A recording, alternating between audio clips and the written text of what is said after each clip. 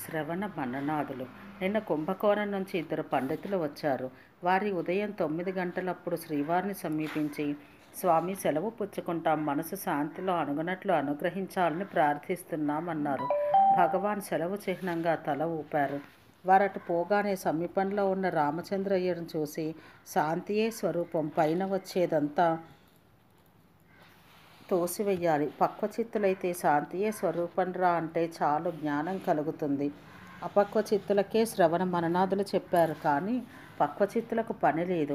దూరంలో ఉన్నవారు రమణ మహర్షి వద్దకు ఎలా వెళ్ళాలని అడిగితే ఆ రైలు ఎక్కాలి, ఈ రైలు ఎక్కాలి, అది దోవ అని చెప్పాలి. కానీ తిరువన్నామలకు వచ్చి రమణాశ్రమం చేరి హాల్లో అడుగుపెట్టిన వెనుక ఇదిగో వీరే వారు అంటే చాలు, మరి కదలవలసిన పని లేదు అన్నారు భగవాన్.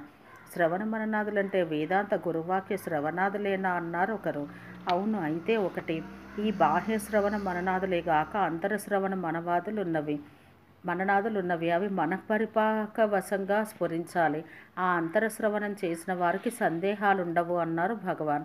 అంతరశ్రవణాదులంటే ఏమి అని అప్పుడప్పుడు కొందరు ప్రశ్నిస్తే, సదా హృదయకుహరమందు ఆహమహమని భాషించే ఆత్మస్ఫురణ ఎరుగుటే అంతరశ్రవణమని, దాని అందు నిలకడ అలవరుచుకోవడం మననమని, అది తానుగా నిలుచుట నిధిధ్యాసమని భగవాన్ సెలవిస్తూ ఉంటారు. భగవత్ చిత్రమైన హృదయ కుహర మధ్య అన్న శ్లోకం తాత్పర్యం జ్ఞప్తి ఉన్నదో లేదో, అందులో ఆత్మస్ఫురణ ప్రకాశమును గురించే గాక పొందే విధానం కూడా విశదంగా ఉంది. పొందుట అంటే తానుగా నిలుచుటయే కదా. హృదయ కుహర మధ్యే కేవలం బ్రహ్మ మాత్రం హ్యహమహమితి సాక్షాద్ ఆత్మరూపేణ భాతి హృది విష మనసా స్వం చిన్వతామజ్ఞతా వా పవన చలన రోధాదాత్మనిష్టో భవత్వం. హృదయ గుహా మధ్యమందేకమైన బ్రహ్మం మాత్రమే నేనని ఆత్మరూపంగా భాషించుచున్నది.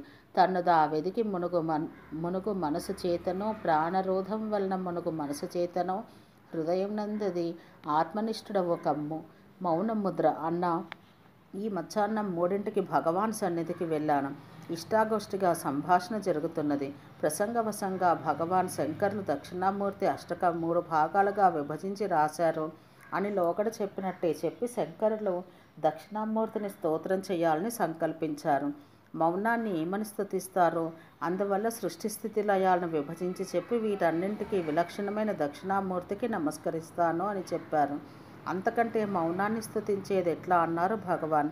ఒక భక్తుడు అందుకొని, పూర్వం ఒక శివరాత్రి నాడు భక్తులంతా భగవాన్ని చుట్టూ చేరి, ఈనాడు భగవాన్ దక్షిణామూర్తి అష్టకానికి అర్థం చెప్పాలి అని కూర్చుంటే భగవాన్ మందహాసంతో మాట్లాడకుండా ఊరుకున్నారని, వారంతా కొంతసేపు చూసి ఈ మౌనమే మనకు కూడా బోధ కాబోలని అనుకుంటూ లేచి వెళ్ళారని దండపాణి స్వామి చెప్పారు. నిజమేనా అన్నారు. భగవాన్ చిరునవ్వుతో నిజమే అన్నారు. నాకు ఆశ్చర్యం కలిగి, భగవాన్ మౌన వ్యాఖ్యానం చేశారా అన్నాను. అవును, మౌన వ్యాఖ్యానమే అన్నారు భగవాన్. ఇంకొకరు, మౌనం అంటే ఆత్మస్ఫూర్తియే కదా అన్నారు. అవునండి, ఆత్మస్ఫూర్తి లేనిది మౌనం ఎలాగవుతుంది అన్నారు భగవాన్. అదే నేను అడుగుతూ ఉన్నాను. ఆ ఆత్మస్ఫూర్తిని చెందక నోరు మూసుకొని మాట్లాడకుండా ఉన్నంత మాత్రాన మౌనం అవుతుందా అన్నారు వారు. అదెట్లా పొసుగుతుంది?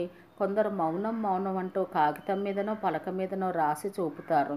అదంతా వ్యవహారం కాదా ఏమి అన్నారు భగవాన్. అయితే వాంగ్మౌనం వల్ల ప్రయోజనం లేదా అని ప్రశ్నించారు మరొకరు. బాహ్య ప్రతిబంధక నివారణార్థం వాంగ్మౌనం అవలంబించినా అదే యథార్థ మౌనమని అనరాదు. మౌనం అంటే ఎడతెగని భాష అన్నమాట. దాన్ని పొందడం అనేది లేదు, సదా ఉండేదే. మరుగుపరిచే విషయ వృత్తులను తోసివేయాలి, కానీ దాన్ని పొందడానికి ప్రయత్నం అనవసరమని సెలవిచ్చారు భగవాన్. ఇంతలో భగవాన్ మాట్లాడే ధ్వని రికార్డు చేసుకోవాలని ఒక రేడియో కంపెనీ వారు యోచిస్తున్నారన్న గాలి వార్త వచ్చింది.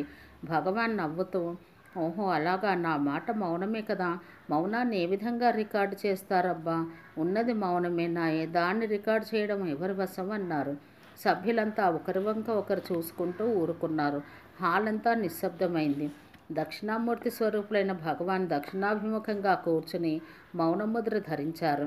ఆత్మజ్యోతి ప్రకాశం వెల్లివిరిసిందా అన్నట్లు దేదీప్యమానమైన కాంతితో విరాజిల్లుతూ ఉన్నది ఆ మూర్తి. స్వాత్మారామం ముదిత వదనం దక్షిణామూర్తి మీడే నేడెంత సుదినము